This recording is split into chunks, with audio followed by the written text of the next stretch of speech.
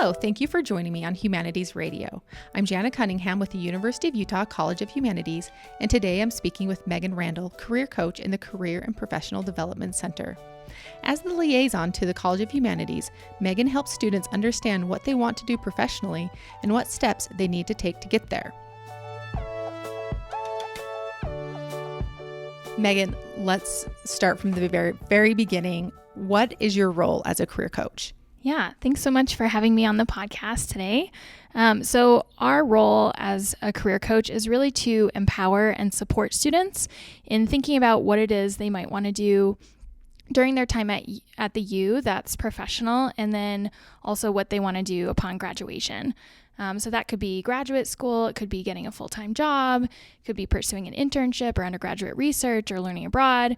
So really our role is to actively listen to students and see kind of what they're interested in, and then help them develop an individualized action plan so that they can reach their goals. What do those resources look like? What kind of coaching do you provide? Yeah, so we provide coaching on really all sorts of topics. So we meet with students regularly who have no idea what they want to go into. Like maybe they have a couple majors in mind, or they have a major, but they don't know what they want to do professionally with that. And we also meet with students who have a very clear vision of what they're going for upon graduation. And so they just need those kinds of middle action steps fleshed out. So we provide resources all along the way, including, resources on career exploration. So we offer assessments students can take. We can connect them with alumni, mentors, so they can learn about their journeys and how they got to where they are. We do all of the tangible things like resumes, cover letters, interview prep. And then we connect students to resources even for salary negotiation and how to even decide if graduate school is a good option for them and how to go about that. So really anything from those beginning stages of like not really knowing what next step to take to getting down to the really nitty gritty of pursuing that next step after graduation. When a student comes to meet with you or one of the coaches, what are some of their common questions or some of the concerns they have when they first come in? Yeah, I mean, I'd say with humanities students especially, some of the common concerns that students mention or questions are, I don't know how to get a job, like I don't think I'm qualified, or I don't know like what would make me hireable to employers. So there's a lot of kind of questioning and a little bit of doubt about what they can do with their degrees. So in order to kind of reframe their beliefs, we talk a lot about transferable skills and how a lot of times employers across all industries right now are looking for students with leadership skills, communication skills, problem solving, teamwork. And so we kind of dial it back to what have the students already done and how have they developed those skills. And then we talk about how could they articulate that they already have the level of that skill that employers are looking for in interviews and in their resume and cover letters. So that way they're presenting themselves and have a better chance of getting a position. When do you suggest students come in to meet with you for the first time? I mean, we can't say it enough. Early and often is what we recommend. And it's really because a lot of these decisions that students have to make about what sorts of jobs they want to pursue or whether grad school is right for them is they have to kind of start with, who are they and how well do they know themselves? So like, what are their strengths? What are their interests, their values, their personality, and how do all those factors about who they are, how do they influence those next steps that they might want to take? So the earlier students come and see us to have some of those initial conversations, the better. We're still happy to meet with students anytime they want to engage with us. But as soon as they can come in during their first, second year, we're more than happy to have those conversations and then help them get connected with alumni mentors and help them with networking because that's becoming more and more important. So early and often is what we recommend. And then do you help them with internships, and how important do you think internships are for students? Yeah, so I'm glad you're asking that question because what we're hearing from employers nowadays is that internships are the number one experience that they look for when they're deciding whether or not to hire a student upon graduation. And so the reason why internships are so important is because from the employer's perspective, they give students hands-on professional experience in a professional setting, so they get to develop a lot of their skills and apply the learning that they do inside the classroom in a hands-on way. And then from the student side, internships are crucial in helping them figure out what do they like doing, what do they not like doing, do they want to pursue a career in a certain area. So internships have benefits both from the employer's perspective and also a lot for the student.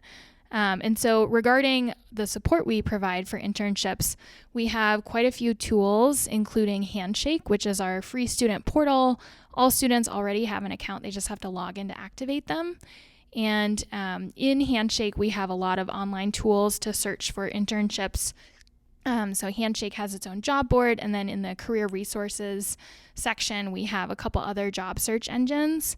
But we're finding that nowadays the best way to find internships is really coming to hiring events and connecting with employers to get to know them and really like developing relationships and growing their networks. So that way employers know a little bit more about the students, and then when they apply online, they'll already have that foundation to build from. So you've already touched on this. Yeah. But do you have any other tips for students other than the internships and the job fairs and getting to know employers? What are some other tips on how they can prepare for their desired job and how they can get that desired job? Yeah. So we're finding we survey students every semester to ask them how did they find their next step after graduation. And 80 to 85% of them consistently say that it's because of networking and because they knew someone, maybe a family member or family friend, or they had met an employer at an event.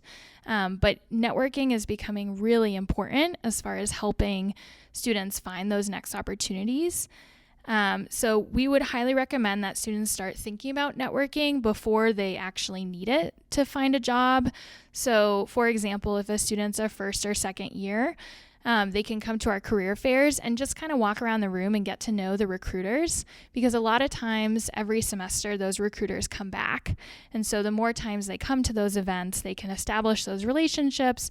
The employers will start to recognize them so that by the time they're juniors and seniors and they might be thinking about internships or getting a job, they'll already have that background with the employer, which will help them really get their foot in the door for interviews and hopefully to land a position. And we'd also recommend, we have a new model that we're doing this year, which we're really excited about, and that's called our Career Studio. And so this is a fully utilized student space, and it's a room inside of our main office in the Student Services Building, room 350. And it's essentially like an open workshop space where students can work on any piece of what they need to be doing to pursue their next steps. So we have full-time career coaches as well as our student career ambassadors in the space at any given time. And students can drop in without an appointment and get instant help on a resume, a cover letter, preparing for an interview. They can even practice interviewing. They're welcome to stay in that space for as long as it's open. And Mondays and Thursdays, it's 10 to 7. And then Tuesday, Wednesdays, and Fridays, it's 8 to 5. So it's really like a fully used student space. We've made it really comfortable. We have a couch in there. We have a snack bar and coffee. And we've got music going all the time. So it's a really friendly, open space. And we'd recommend for students who especially don't really know where to get started, coming to our Career Studio is the best way for them to engage with our office for a first time. And then we can talk to them about like what they want to do. And then if it warrants like a more in-depth conversation, they can meet with a career coach too. And that's just walk-in, do they need an appointment? Nope. So the Career Studio is walk-in, and so they can come as many times as they want. And then for meeting with a career coach on our team, they would need to make an appointment at least 24 hours in advance. They can schedule an appointment if they come by the Career Studio. They can also do it over the phone or from our website, which is careers.utah.edu. And so we have a full team of career coaches. We have 8 undergraduate career coaches, and we also have 3 graduate career coaches. So we have support for students of any major, no matter what industries they're interested in. And we're happy to kind of meet them where they're at and talk to them about, okay, what are they thinking right now? And then what are steps they could take to help them get to where they want to be.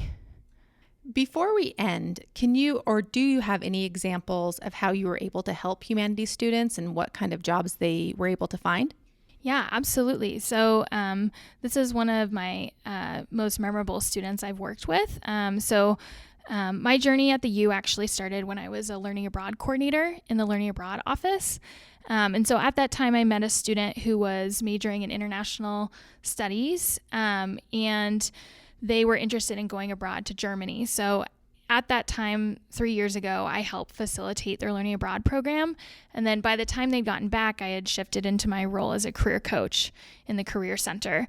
And so I continued to meet with this student. And when they got back from their learning abroad program, I helped them figure out how to articulate the value of what they learned and the skills they developed from their learning abroad program on their resume.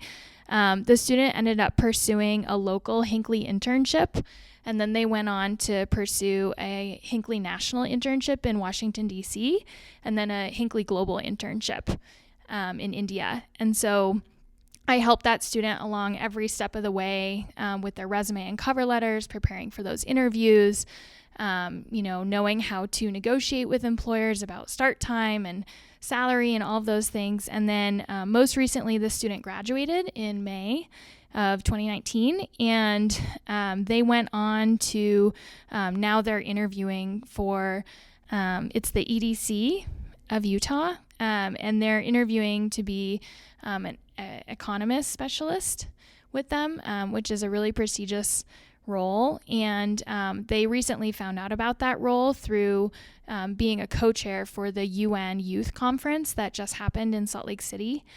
So through that role, they were able to meet with employers, and then they encouraged the student to apply, and now they're in a second round interview.